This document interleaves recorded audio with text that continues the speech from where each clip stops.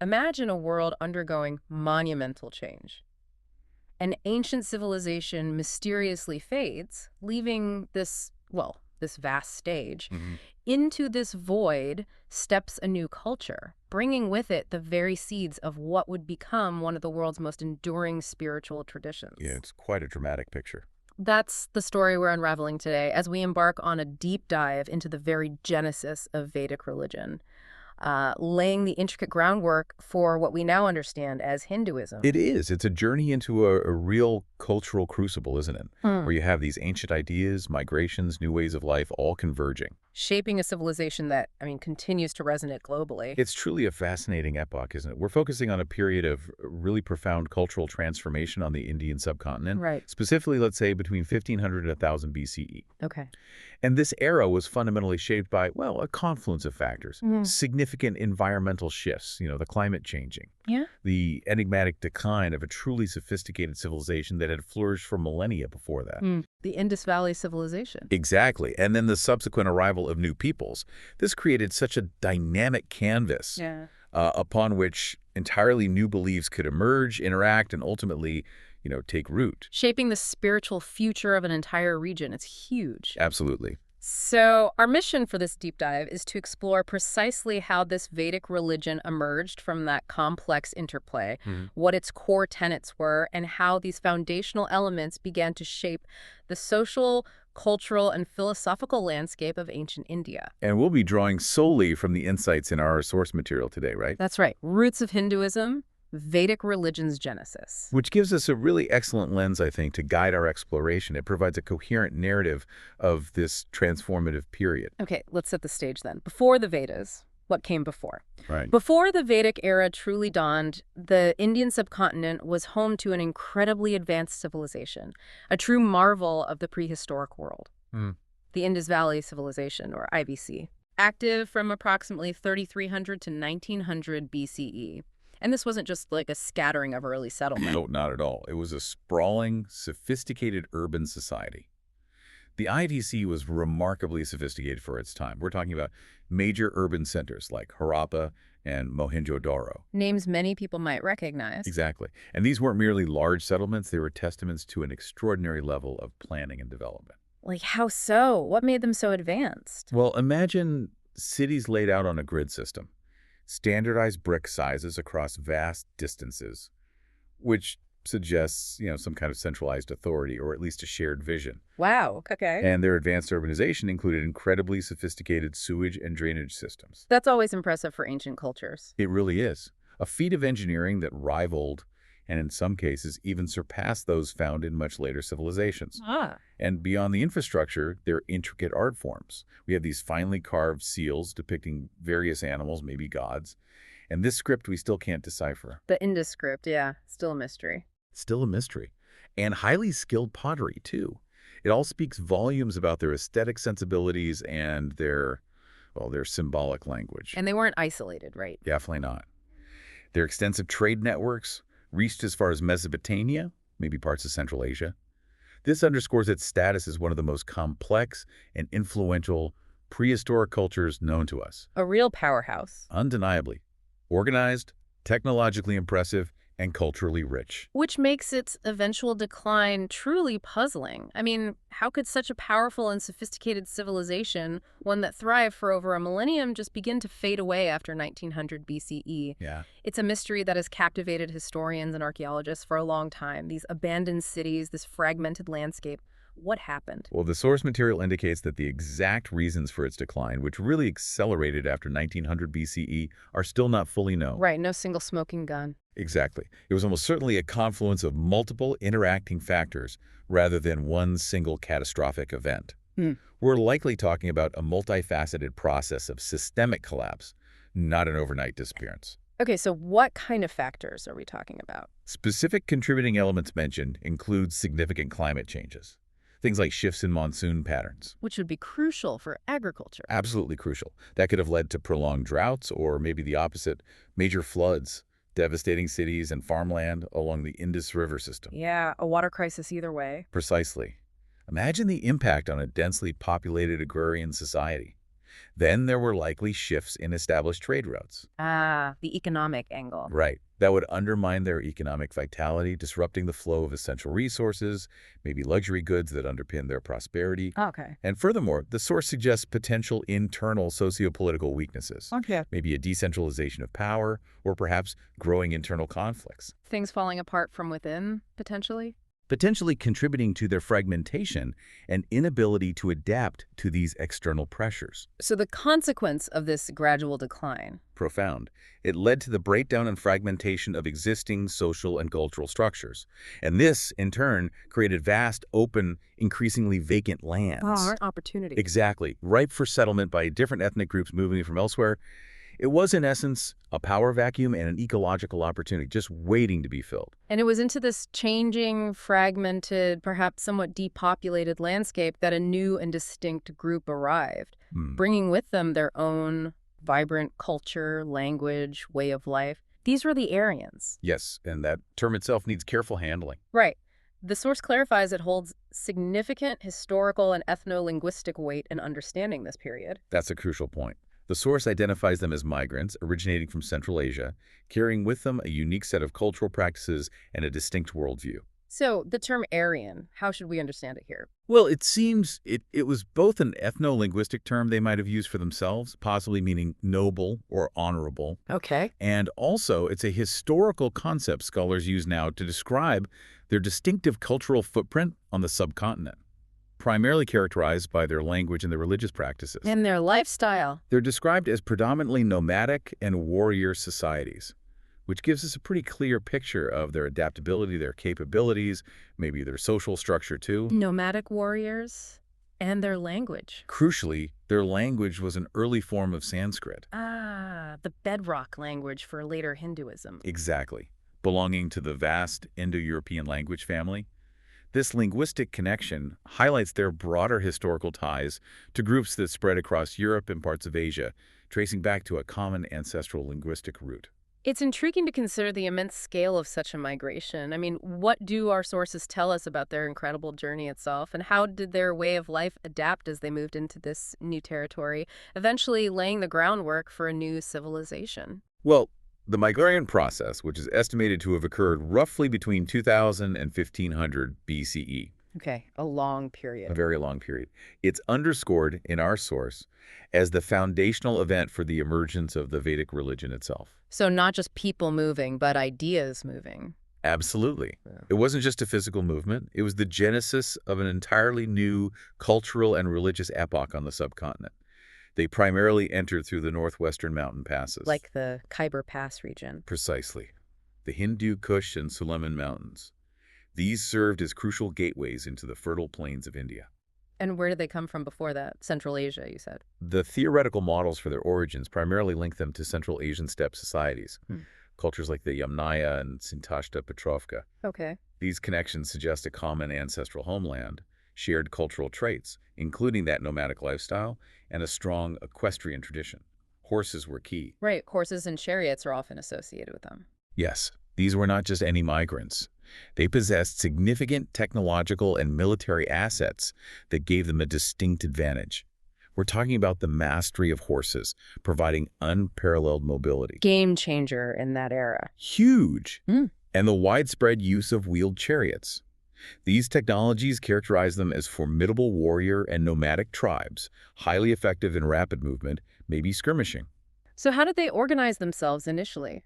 Initially, they probably lived as small, independent tribes or clans, often engaged in pastoralism, moving their herds. Makes sense for nomads. But as they settled and adapted to the new environment, and crucially, interacted with existing populations. The remnants of the IVC or other local groups. Exactly. They gradually began to unite, forming more complex societal structures, maybe tribal confederations. This was likely a necessary step for larger-scale organization, defense, and eventually developing settled agriculture. Where did they tend to settle? Their settlement patterns naturally gravitated towards the fertile river valleys, particularly the Punjab region initially. And it was here that this crucial cultural interaction with the local pre-existing populations really began. A melting pot. You could say that. Yeah. This dynamic interplay between the incoming Aryans and the indigenous groups fostered the emergence of new religious and social forms, a synthesis that would be absolutely critical for the Vedic era. So it wasn't just a replacement, but a mixing. It seems very likely. So in essence, the migration wasn't just a physical movement. It was a profound cultural and religious dissemination. They didn't just find new lands. They brought their ancient worldview, their language, their belief systems with them, actively planting the seeds for what would become a cornerstone of Indian civilization. Which brings us to the core of that Vedic culture, language and the sacred texts. Precisely. Building on their arrival, a defining feature of their culture, and really the entire Vedic period, was the profound significance of language. Sanskrit.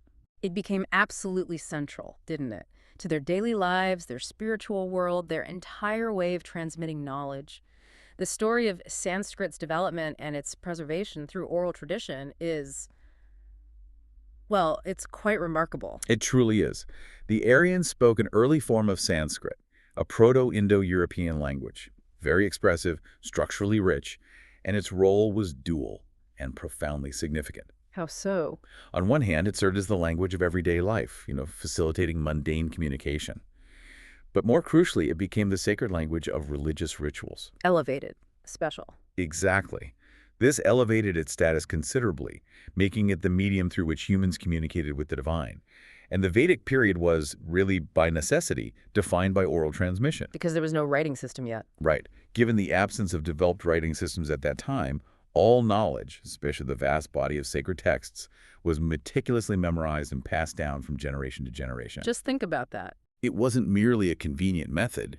It was a deeply ingrained, almost sacred process. There was an immense importance placed on this oral transmission. It demanded extraordinary discipline, precision. The memorization skills must have been incredible. Incredible.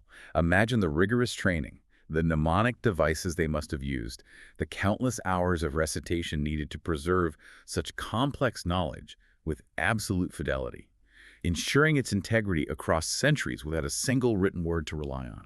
It really speaks to a deep cultural value placed on memory, doesn't it? And on precise recitation and the power of the spoken word itself, the very sound, the rhythm of the hymns, were believed to carry power. This extraordinary reliance on oral tradition, combined with their deep spiritual inclination, led directly to the creation and meticulous preservation of the Vedas, truly the bedrock of their spiritual and cultural identity. These texts, despite their ancient origins, remain profoundly influential even today. Indeed. And the term Vedas itself, it literally translates as knowledge or book of knowledge. Signifying their importance right there in the name. Absolutely. Their role is the repository of wisdom.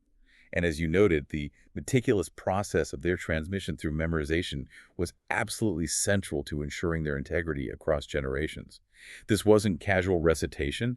It involved precise phonetic rules, a deep understanding of meter, rhythm, all designed to prevent any alteration. So among these collections, the Rig Veda is the oldest. Yes, the Rig Veda stands out as the oldest and arguably the most significant text from this period. Its structure is quite unique, a poetic collection comprising approximately 1,028 hymns. Wow, that's a lot of hymns. It is, and they're organized into 10 books, or mandalas. These hymns cover a remarkably diverse thematic content. Like what? Well, they explore and personify natural forces, the sun, wind, rain. They honor various gods like Agni, the fire god, or Indra, the god of thunder.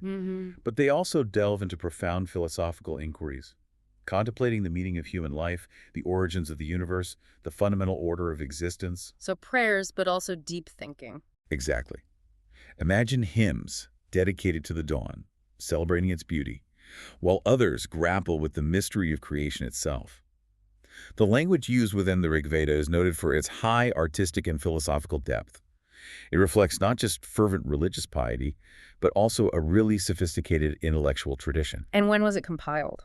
Its compilation date is generally accepted as between 1500 and 1200 BCE. Okay. But, and this is crucial, it's clearly founded in much older oral traditions. These ideas, these poetic forms, had been circulating, evolving, being perfected for a long time before they were formally structured and codified in memory. So its roots go back even further? Very likely. Its multifaceted significance cannot be overstated. It's not merely a religious text, it's also a vital cultural document, offering unparalleled insights into their values, social structures, daily lives. It's a linguistic treasure trove for understanding early Sanskrit, Right. and an indispensable resource for comprehending the life and worldview of early Indian society. And there are other Vedas too, right? Besides the Rig Veda. Yes. Beyond the Rig Veda, there are 3 other primary Vedas, each with its own distinct focus, complementing the core hymns. Okay. The Yajurveda, for instance, focuses almost entirely on the formulas and procedures for sacrificial ceremonies. Like a how-to guide for rituals. Pretty much. Think of it as a ritual handbook, providing the precise prose mantras and instructions needed to properly conduct the complex yajan rituals. Okay, Yajurveda for rituals. What else? Then there's the Samaveda. This one specifically concentrates on the melodic chanting and musical structure of the hymns. Ah, so music was important. Very. Many of its verses are drawn directly from the Rig Veda, but they're arranged for melodic recitation during rituals. It indicates a strong performative, aesthetic, even maybe hypnotic aspect to the religious practices. It's the Veda of melodies and chants. Interesting. And the last one? Finally, the Atharva Veda is quite distinct from the others. Oh. While the Rig, Yajur, and Samavedas are often grouped as the Trayvidya, the threefold knowledge focused on sacrifice, the Atharva Veda, contains knowledge related to, well, magical and medical practices. Oh, really? Like spells and healing? Charms, spells for warding off evil, prayers for health and prosperity, folk remedies perhaps. It offers a fascinating glimpse into the more practical, everyday concerns and folk beliefs of the Vedic people. It sets it apart from the others primarily concerned with these solemn hymns and elaborate public rituals. So these 4 Vedas, preserved orally, they paint this incredibly detailed picture. A vivid and intricate picture of their spiritual world and belief system, revealing a deeply integrated and profound relationship between language, ritual, and cosmology. Which leads us naturally into exploring that spiritual world. The divine, the beliefs, the practices. Exactly. With such rich texts detailing their spiritual world, the next step is to explore the divine figures themselves. Okay, let's unpack this. Who are these powerful gods that populated the Vedic universe? What roles did they play? Well, the Vedic people worshipped a vast pantheon of gods. It's a clearly polytheistic worldview. Many gods. Many gods. Yeah. And each of these deities symbolized not only natural forces, the sun, the wind, fire, rain. Things they saw every day. Exactly. But also aspects of societal order and universal laws. This indicates a deeply integrated worldview where the divine really permeated all aspects of existence. They weren't just personifications of elements. They were seen as active participants in the cosmic drama and human affairs. So who are the main players, the big names? Among the most prominent gods, Agni, the god of fire, held an absolutely central and indispensable role. Fire. Makes sense, given its importance for survival and ritual. Absolutely. He was far more than just a deity. Agni served as the protector of rituals and a crucial mediator of sacrifices. His physical presence in the sacred fire kept burning in every household, at every ritual site, was seen as the mouth of the gods. The way offerings reach them. Precisely. The means by which offerings were transmitted from the human realm to the divine. No ritual could be performed without him. He was the bridge between mortals and immortals. Wow. Okay. Agni is central. Who else? Then there was Indra, a truly mighty, heroic figure, revered as the god of the sky, thunder, and war. A warrior god. The quintessential warrior deity, often depicted battling cosmic foes like the drought demon Vritra to release the waters and bring rain. So a protector, too. Yes, considered the protector of warriors and heroes on the battlefield, embodying strength, courage, victory. His exploits, detailed in the Rig Veda, often highlight the triumph of order over chaos. Okay. Indra for power and protection. Anyone else major? Varuna was another vital deity, often contrasted with Indra in some ways. Varuna was the guardian of the cosmic order. There's that order concept again. Yes, known as Raita. Varuna was the deity governing laws, justice, moral rectitude. He oversaw oaths, agreements, ensuring the ethical fabric of society. So more about cosmic law and morality? Exactly. His domain was the cosmic moral law, punishing wrongdoers, ensuring universal balance. A very significant, somewhat austere figure, perhaps. Interesting. And you mentioned one more, Soma. Yes, Soma, the god associated with a divine beverage derived from a sacred plant. A drink. A special drink. Yeah. This Soma, prepared and consumed during rituals, was used as both a stimulant believed to induce visionary states, heightened awareness, Ah. and as a holy substance, offering a direct, almost tangible connection to the divine, elevating the consciousness of those who partook. So these main gods, Agni, Indra, Varuna, Soma, they covered a lot of ground, didn't they? Nature, power, order, even altered states. They did. And it's crucial to understand these Vedic deities weren't just abstract representations of natural phenomena. They were potent symbols of the social and moral order, too. Hmm. Their actions, their characteristics often mirror the ideal behavior and structure within their own communities. It reflects a deeply integrated worldview where the divine, nature, and human society were just inextricably linked. Underneath this vivid pantheon of gods, he mentioned Reda, the cosmic order, tying everything together. Yes. Here's where it gets really interesting. This sounds like a foundational philosophical concept. Underlying the pantheon was this idea that tie everything together, Reda. What exactly did Reda encompass? Why was it so foundational? You've hit on a truly core concept. The concept of Reda is of fundamental importance to both the Vedic pantheon and the overall Vedic philosophy. It's far more than just a simple concept. It's the foundational principle of universal order. Universal order meaning? Reda is defined comprehensively as the cosmic order, encompassing both natural laws, things like the predictable cycle of seasons, the regular rising of the sun, the way rivers flow. The physics of the universe, almost. In a way, yes. Hmm. But critically, it also included the harmony of social justice and moral rectitude. It was the underlying rhythm and inherent correctness of the cosmos and human existence. So it wasn't just descriptive, like this is how things are. Exactly. It was prescriptive, too, implying that things should unfold in a particular orderly, harmonious way. It was the bedrock of stability and meaning in the Vedic world.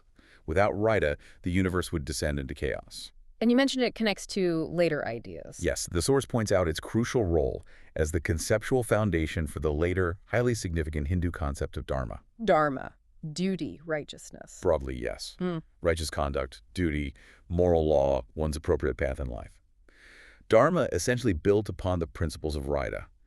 You could almost say if Rita was the cosmic blueprint, Dharma was its application in human life. Oh, okay. It expanded Rita's application from the universal cosmic order to individual moral and social responsibility, ensuring that human actions aligned with the universal flow.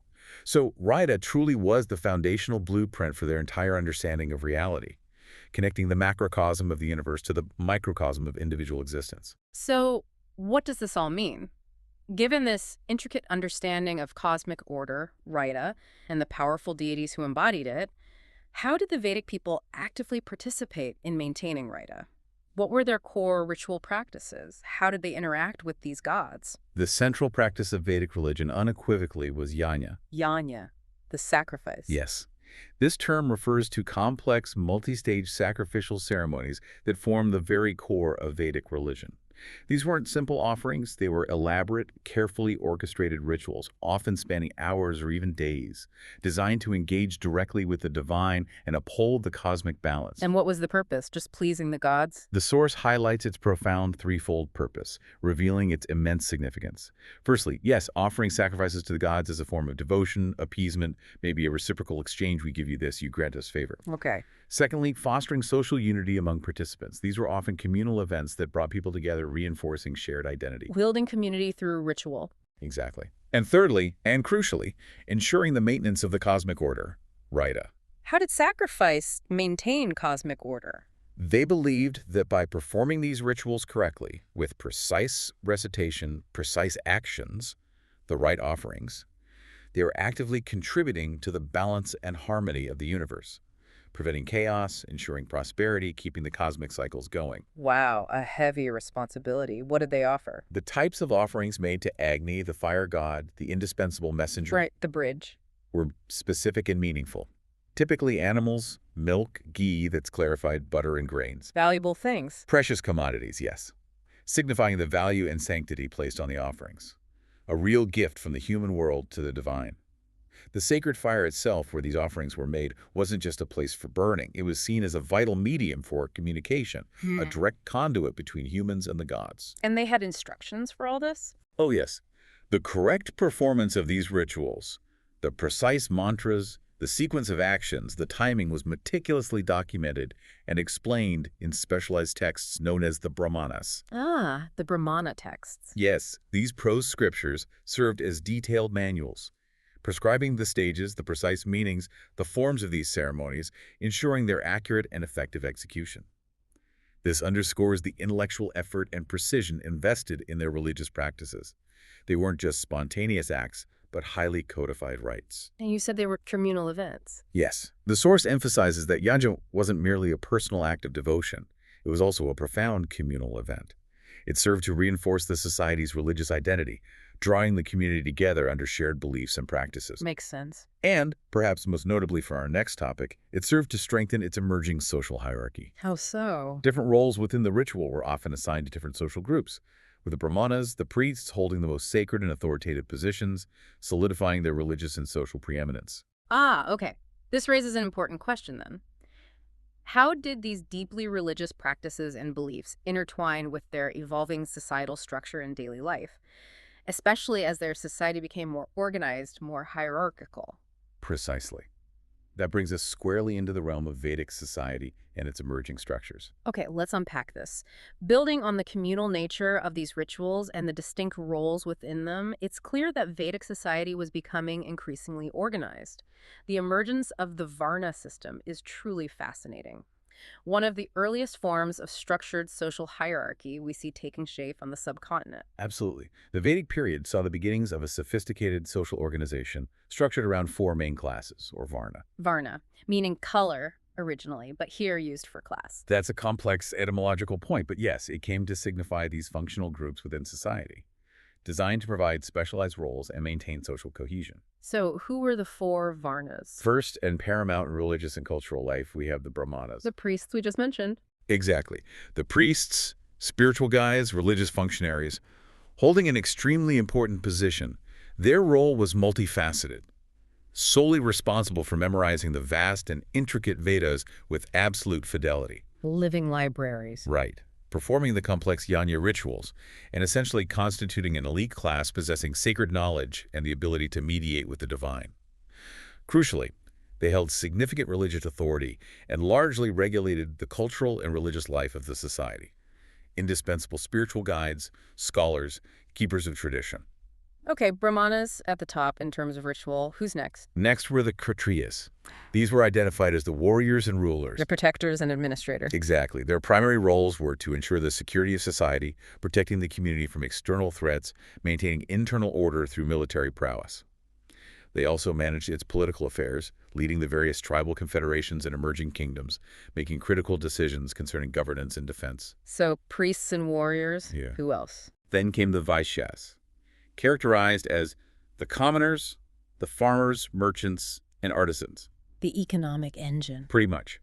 They formed the economic backbone of society, responsible for the bulk of agricultural production, trade, craft. Their labor and commercial activities sustained the community, generating wealth, providing essential goods and services. Okay, Brahmanas, Kshatriyas, Vaishyas, and the fourth. Finally, the Shudras, defined as the service providers and laborer class, tasked with serving the other three Varnas.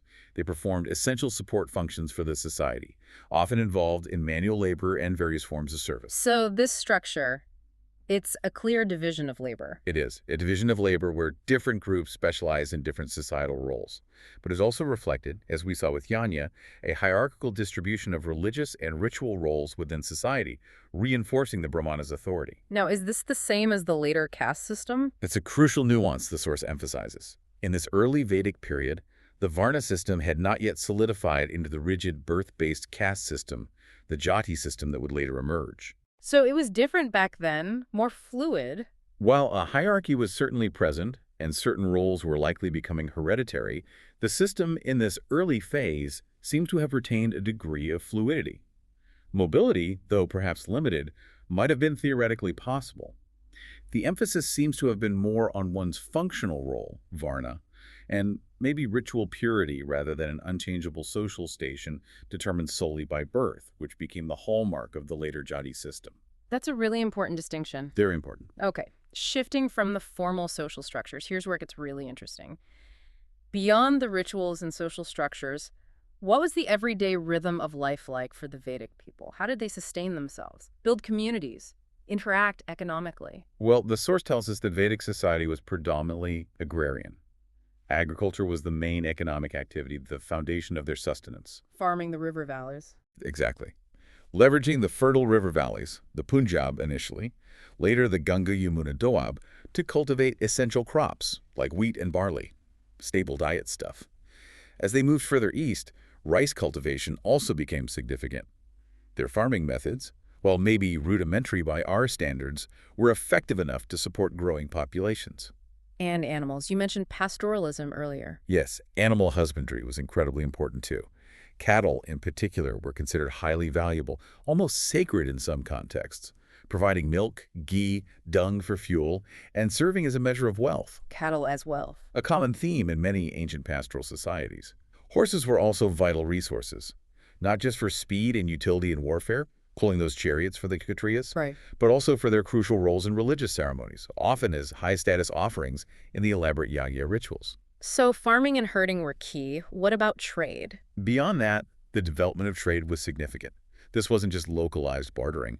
Trade occurred both within internal regions, connecting different communities and tribes, and also likely extended outwards, linking them with other cultures, exchanging goods like metals, textiles, maybe specialized agricultural products. And this connects back to the Varna system. It does.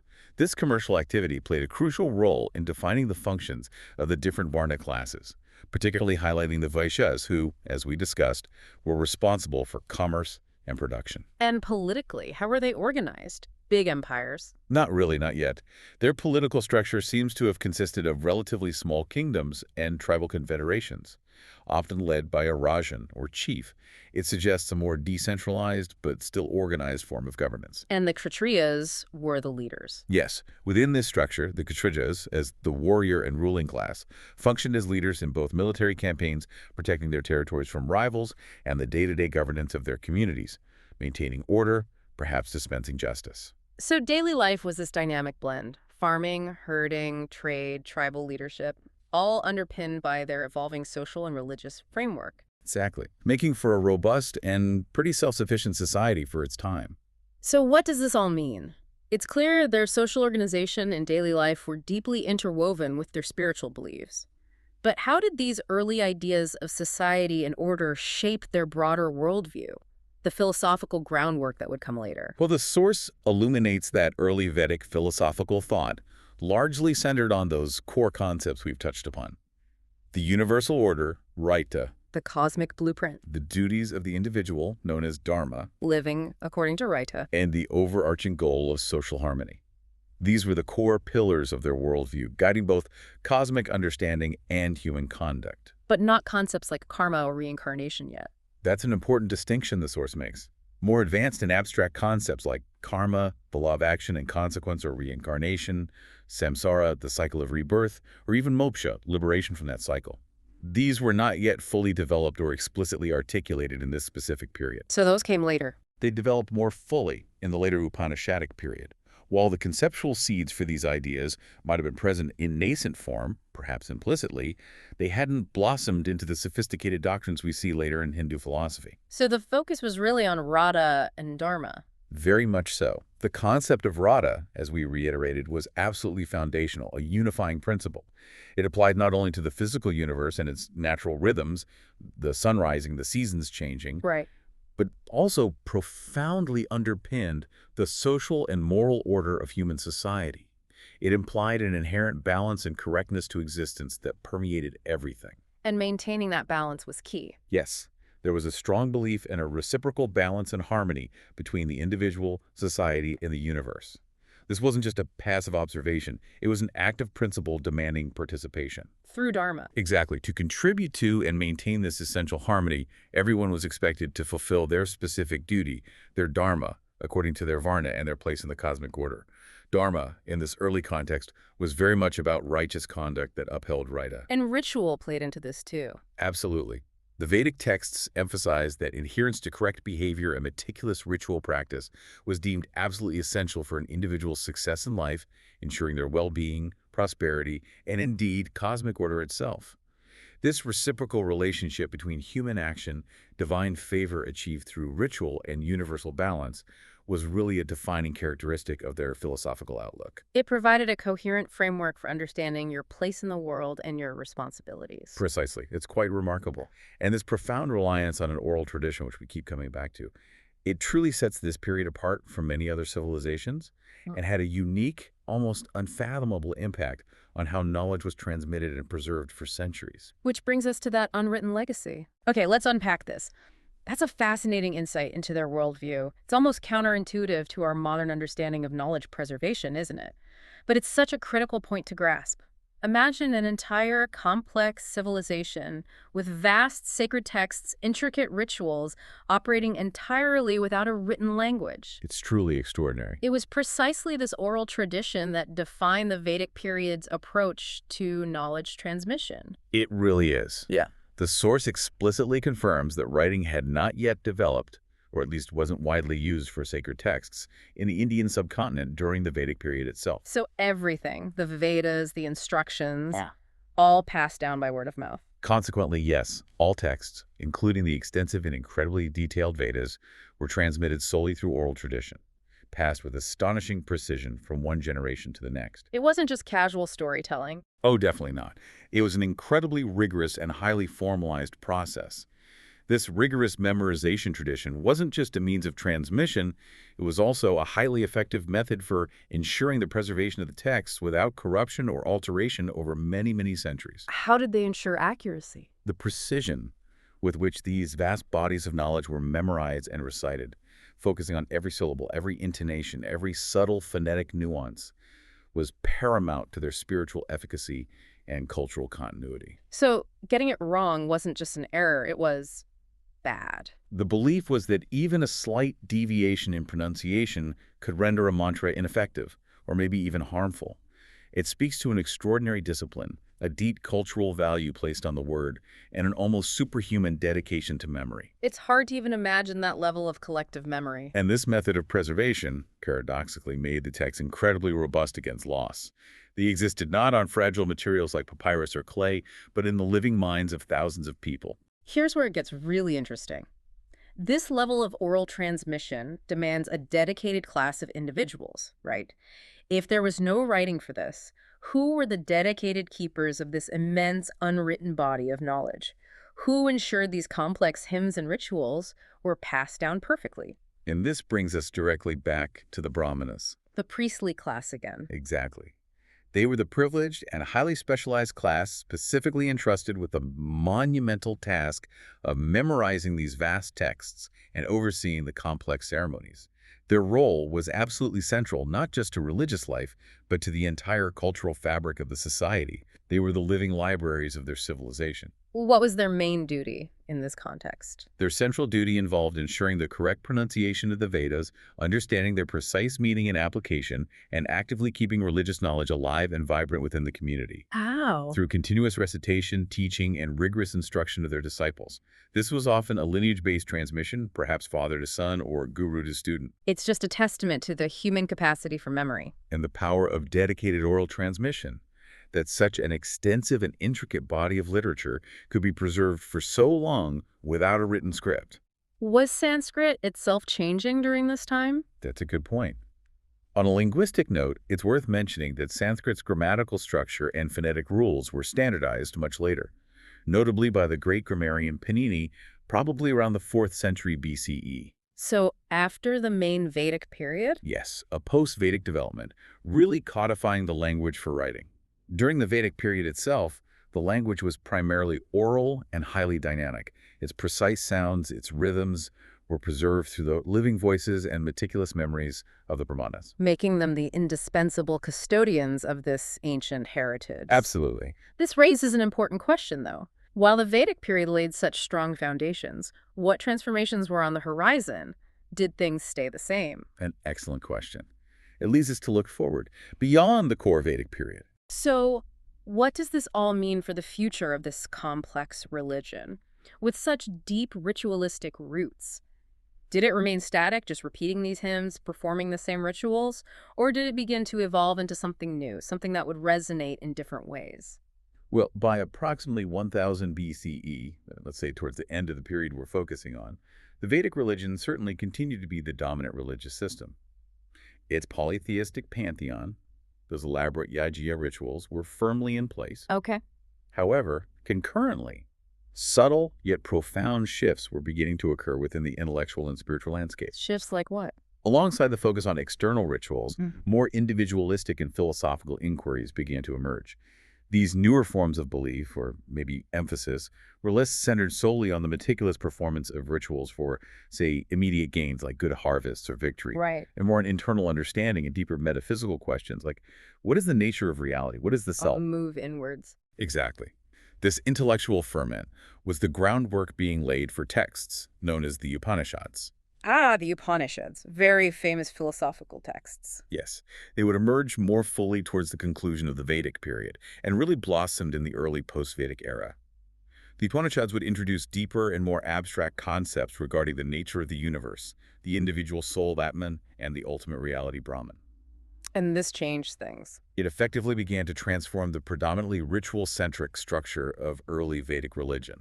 It marked a significant shift in focus and emphasis. How would you contrast the two? Early Vedic versus Upanishadic thought. Well, while earlier Vedic religion was closely associated with cosmic order, Aita, the worship of specific gods through external action, yajna, and the collective performance of rituals. This new period, heralded by the Upanishads, would bring concepts like the individual's inner journey, the pursuit of spiritual knowledge, Vishnana, self-realization, and meditation to the forefront. So let's focus on external action, more on internal knowledge and experience. You could say that.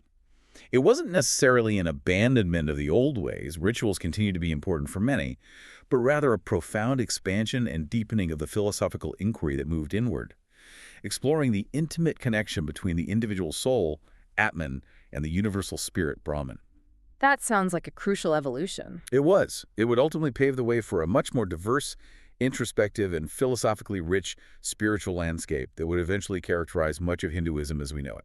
Okay, let's unpack this. Looking back at everything we've discussed then, from the decline of the IVC, the arrival of the Aryans, the birth of Sanskrit, that incredible oral tradition, the emergence of these foundational beliefs, Raita, Yajan, the Varna system. What is the true enduring legacy of this Vedic period? How did it lay the immense groundwork for Hinduism?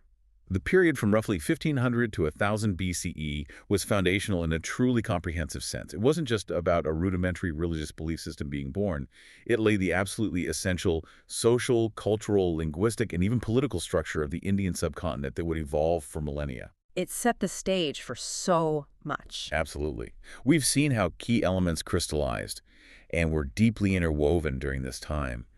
Those momentous Aryan migrations, bringing new peoples, a new language, new ideas that interacted with existing cultures. Right. The emergence of Sanskrit as a sacred language and the compilation of the Vedas, providing the foundational sacred texts that would inform pretty much all subsequent spiritual development. Source code, almost. In a way, Yeah. the development of that rich polytheistic pantheon, giving form to their understanding of the divine and their relationship with nature.